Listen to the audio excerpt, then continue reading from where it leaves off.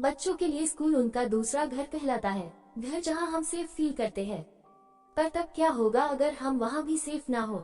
ऐसा ही कुछ हुआ था 15 साल की नियति के साथ। नियति ने एक डांस कंपटीशन में पार्टिसिपेट किया था और अपनी परफॉर्मेंस की प्रैक्टिस के लिए वो स्कूल खत्म होने के बाद अपने दो दोस्तों दीपेश और अमित के साथ रुकी थी। डांस प्रैक्टिस करते वक्त नियति के दोस्त अमित का बैलेंस बिगड़ गया और वह नीचे गिर गया। उसका पैर ट्विस्ट हो गया था और वह बुरी तरह दर्द से चिल्ला रहा था। स्कूल के सब टीचर्स जा चुके थे और हेल्प के लिए उन बच्चों के पास कोई भी नहीं था। तभी नियति भागकर मेडिकल रूम गई, लेकिन वहां भी तब तक ताला लग चुका था। उसी वक्त नियति को लगा कि जैसे कोई उसके पीछे से ऊपर गया है। वो मुड़ी तो उसे एक परछाई ऊपर जाते दिखी।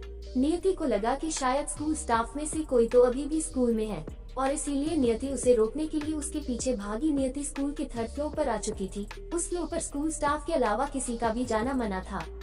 नियति पहले तो वहाँ सीढ़ियों के पास ही खड़ी होकर आवाज लगाने लगी, पर उसे कोई जवाब नहीं मिला, इसलिए वो थोड़ी आगे गई। उसने देखा कि उस फ्लोर पर सिर्फ एक ही रूम था और उस पर भी ताला लगा हुआ था।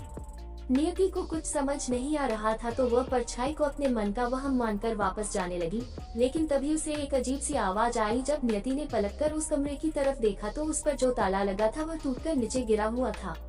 नियति एकदम से चौंक गई। वह उस रूम के अंदर गई। उसे एक आदमी दिखा जो खिड़की की तरफ मुंह करके खड़ा है।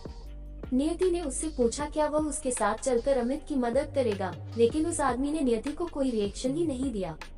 नियति को सब कुछ बहुत अजीब लग रहा था। उसने फिर से उस आदमी को पुकारा, लेकिन तभी अचानक उस कमरे का दरवाजा अपने आप बंद होने लगा। नियति ये देखकर घबरा उठी। वह दरवाजे की तरफ गई और उसे खोलने की कोशिश करने लगी, लेकिन वो दरवाजा नहीं खुला। तभी नियति को उस आदमी की हंसने की आवाज आने लगी। वह बहुत डरावने तरीके से हंस रहा था और धीरे धीरे उसकी हंसी तेज होती जा रही थी। नियति में पलटकर देखने की हिम्मत ही नहीं हो रही थी और वह डर के मारे जोरों से दरवाजे पर पीटने लगी। तभी नियति को अपनी गर्दन पर हल्की सी हवा का एहसास हुआ। उसने पलटकर देखा तो उसका दिल दहल उठा। वह आदमी जो कुछ देर पहले खिड़की की ओर देख रहा था, वह अब ठीक उसके सामने खड़ा था। उसके चेहरे पर एक हल्की सी हंसी थी जो नियति को बहुत डरावनी लग रही थी। वो नियति को ऐसे घूर रहा था जैसे वह आज उसे जिंदा नहीं छोड़ेगा। उसने नियति को पकड़ लिया और उसे अपने पास खींचने लगा। नियति का रोना छूट गया और वह डर के मारे बहुत जोरों से चिल्लाई। उस आदमी ने नियति के मुंह पर हाथ रखा और उसके साथ बदसलूकी करने लगा। उधर नियति को ढूंढते हुए दीपेश स्कूल के गार्ड को लेकर 3rd फ्लोर पर पहुंचा, जहां उन्हें नियति की चीख सुनाई दी। वे जल्दी से उस कमरे में गए और उन्होंने देखा नियति जमीन पर बैठी रो रही है और उसके आसपास कोई नहीं है। उसकी शर्ट ऊपर से थोड़ी फटी हुई थी और उसके चेहरे पर चोट के निशान थे। उसने सबको अपने साथ हुआ सारा किस्सा बताया। नियति के साथ हुए इस हादसे को सुनकर स्कूल गार्ड का चेहरा बिल्कुल पीला पड़ गया। गार्ड ने नियति और उसके दोस्तों को बताया कि कुछ साल पहले स्कूल में एक सफाई कर्मचारी काम करता था। वह थोड़ा पागल सा था और वह लड़कियों को बहुत ही गंदी नजरों से देखकर हंसता रहता था। एक बार उसने एक लड़की के साथ बदसलूकी भी की थी। उस लड़की ने जब उसकी शिकायत की तो स्कूल की प्रिंसिपल ने उसे हमेशा के लिए उसे स्कूल से निकाल दिया। उसके एक हफ्ते के अंदर उस पागल आदमी ने 3rd फ्लोर वाले स्टोरेज रूम में जाकर खुद को मार डाला।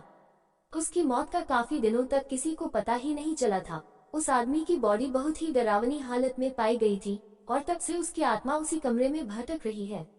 इसीलिए स्कूल के 3rd फ्लोर पर किसी का भी जाना बंद है। इस इंसिडेंट के बाद नियति इतनी डिस्टर्ब हो गई कि वह कुछ दिन तक स्कूल ही नहीं गई, बल्कि कुछ ही महीनों में उसने एक नए स्कूल में एडमिशन भी ले लिया। लेकिन वह कभी भी उस आदमी की भयानक हंसी नहीं भूल पाएगी। दोस्तों, अगर आपको ये कहानी अच्छी लगी तो लाइक एंड सब्सक्राइब करना ना भूले। इसी तरह की कहानी आगे पाने के लिए चैनल को सब्सक्राइब करें। धन्यवाद। जय हिंद, जय भारत।